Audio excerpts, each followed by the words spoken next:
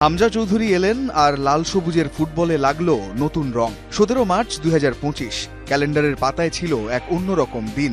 বাংলাদেশের হয়ে খেলতে হামজা সিলেটে এসে পৌঁছেছিলেন সেদিন। এসেই বলেছিলেন আমরা জিতব।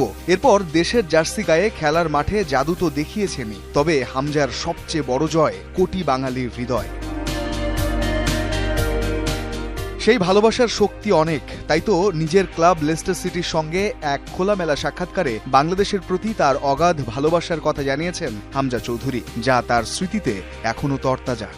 প্রথমবার যখন আমরা বাংলাদেশে যাই তখন আমরা আমাদের গ্রামে গিয়েছিলাম। জায়গাটা খুবই গ্রামীণ ছিল আর সেটা ছিল আমার শৈশবের একটা বড় অংশ। সেখানে যে অভ্যর্থনা পেয়েছি তা ভাষায় প্রকাশ করা যায় না। ছেলেরা প্রায়ই এটা নিয়ে কথা বলে, পুরোটাই অবিশ্বাস্য এক অভিজ্ঞতা। আমার মনে হয় না এই মাপের ভালোবাসা কখনো স্বাভাবিক মনে হবে। ফুটবলে ইংল্যান্ডের চেয়ে বাংলাদেশ পিছিয়ে যোজন যোজন, তবে ভালোবাসায় নিজের দেশকেই এগিয়ে রাখলেন হামজা। ইংল্যান্ডে থাকলেও নিজের মনটা যেন পড়ে থাকে বাংলাদেশেই। লেস্টারের সাথে গল্প আড্ডায় জানালেন সেই অদ্ভুত সুন্দর অনুভূতির কথা। যুক্তরাজ্যে আমরা ফুটবলার হিসেবে প্রচুর মনোযোগ পাই, কিন্তু সেখানে যেরকম অভ্যর্থনা পেয়েছি তার কোনো তুলনাই হয় না। সেটা ছিল অসাধারণ। অনেকে বলবে এমন অভিজ্ঞতা ভীতিকর বা আবেগময় হতে পারে, কিন্তু আমার সত্যিই মনে হয় বাংলাদেশে আমার হৃদয়ের একটা বড় অংশ রয়ে গেছে।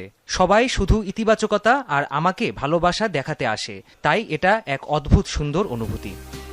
আন্তর্জাতিক বিরতি শেষে বর্তমানে ইংল্যান্ডে অবস্থান করছেন হামজা চৌধুরী। অপেক্ষায় আছেন লেস্টার সিটির হয়ে নতুন মৌসুম শুরু করার।